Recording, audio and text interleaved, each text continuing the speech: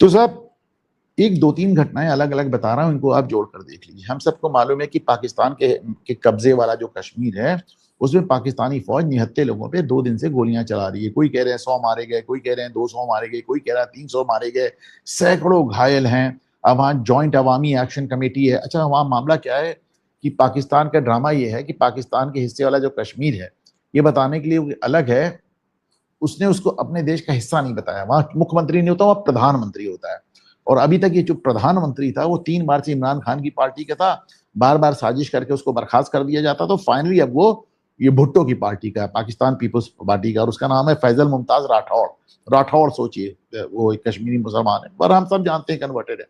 बहरहाल, तो इतनी गोलियां इन लोगों ने चलाई, मैं दिखाना नहीं चाहता, निहत्थे लोगों पे गोलियां चलाई। अच्छा, ये बात थोड़ी अजीब लगती है कि एक बार ये उमर अब्दुल्ला के मुंह में दही जम गया, महबूबा मुफ्ती जैसी जिहादिन एकदम चुप बैठी हुई है, जावेद अख्तर जिनको 5000 किलोमीटर दूर गाजा पट्टी साफ साफ इस बुढ़ापे में नजर आता है, उनको बगल में कश्मीर का मुसलमान नजर नहीं आता, चीन का मुसलमान नजर नहीं आता।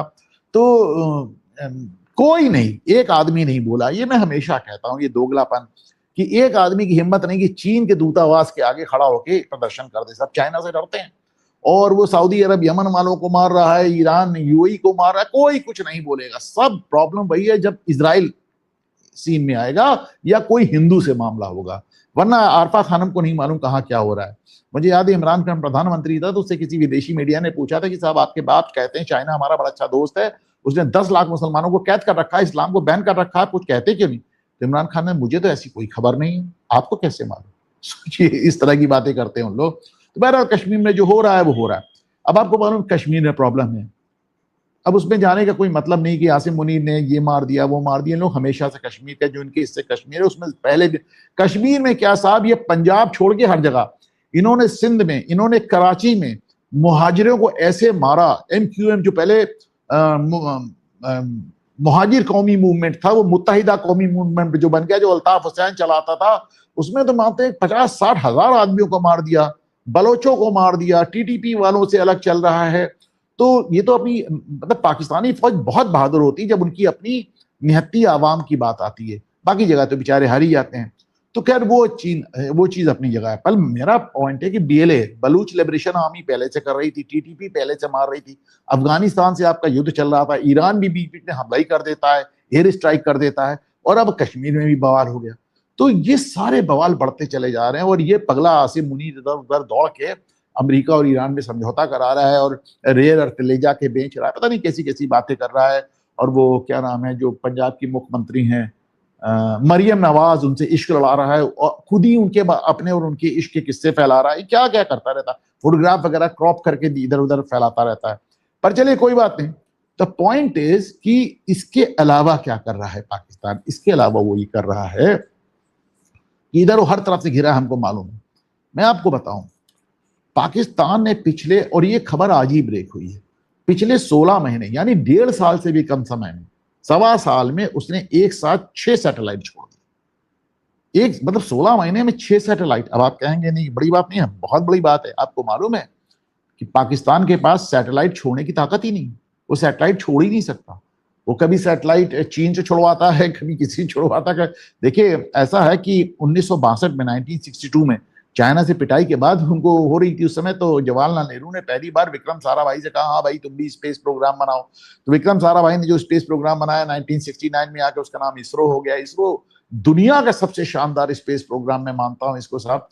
बीच में तो अभी मुझे याद, इसने एक रिकॉर्ड बनाया था, 113 सैटेलाइट सीधे ले जाके छोड़े थे। उस 113 सैटेलाइट में 95 या 96 सैटेलाइट अमेरिका के थे। अब आप कहेंगे अमेरिका इसरो से क्यों छुड़वा रहा है? क्योंकि जितने में वो एक सैटेलाइट छोड़ता है उतने में हमने उनके 90 सैटेलाइट छोड़ दी, इतने सस्ते में। ये प्रधानमंत्री ने कहा था कि ग्रेविटी फिल्म जितने बनी उससे कम में तो हमारा मंगलयान बन गया। तो इसरो बहुत बड़ी सक्सेस स्टोरी। अब आप इसरो के बारे में जान ले तो आपको समझ आएगी पाकिस्तान की बात। इसरो में आज तक केवल 4 बार फेल हुआ है मामला।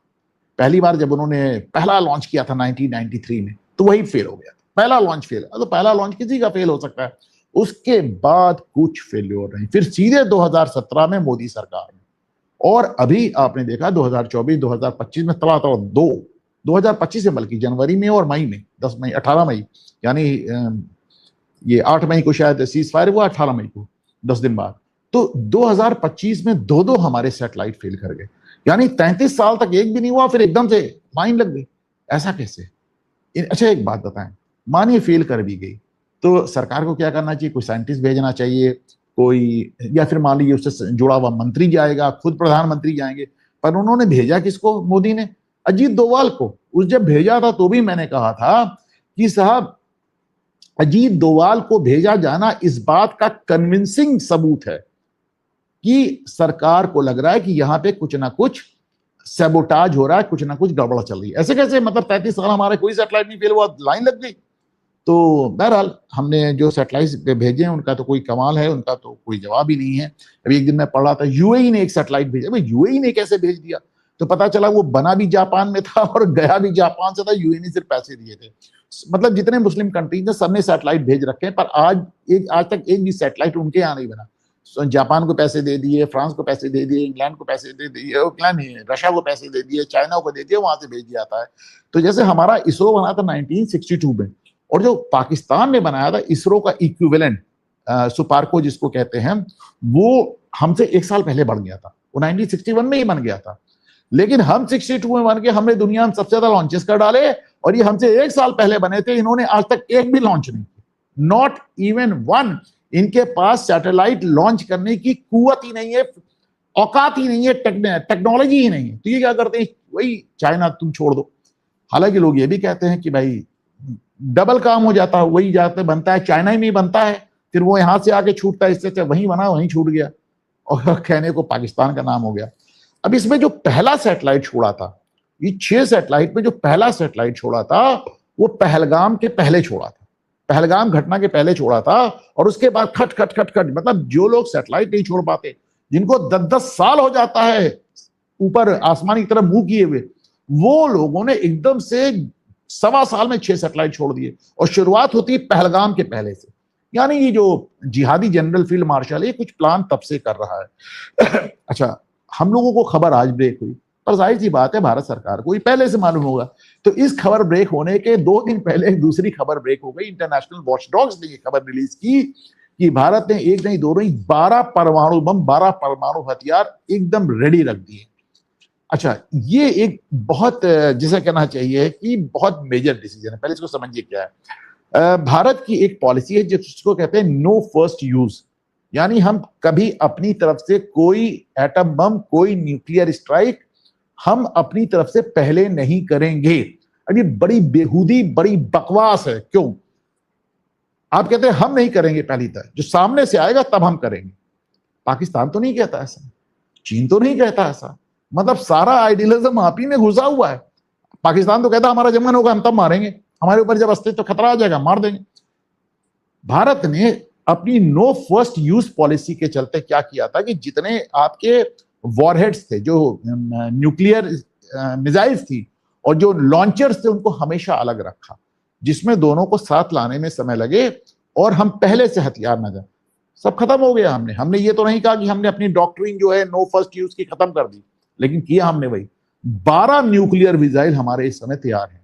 अब पता नहीं कौन किस तरफ तैयार है, मेरे ख्याल से पाकिस्तान के लिए तो 2 ही बहुत होंगी, बाकी हो सकता है चीन वीन के लिए। तो अब आप इन 3 घटनाओं को जोड़कर देखें। पहले कि ये कश्मीर में बवाल, बलूचिस्तान में बवाल, टीटीपी का बवाल, अफगानिस्तान बॉर्डर में बवाल, ईरान बॉर्डर में बवाल, और पाकिस्तान भिखमंगा हो चुका है, इधर के पैसे मांग के इधर दे रहा, हम सब जानते हैं, और पूरे देश में बवाल। जाहिर सी बात है पाकिस्तान में जब भी इस तरह का कोई बवाल होता है तो भारत की तरफ कुछ ना कुछ शरारत करता है, और समझ में आता है कि वो अपनी जनता को समझाता है कि देखो वहां समझिए, पाकिस्तान में फौज कभी भारत के साथ संबंध ठीक नहीं होने देंगे। आप जब भी देख लीजिए, ये अटल बिहारी गए लाहौर यात्रा, उसके बाद कारगिल हो गया, मोदी गए नवाज शरीफ से मिलने, उसके बाद पुलवामा हो गया।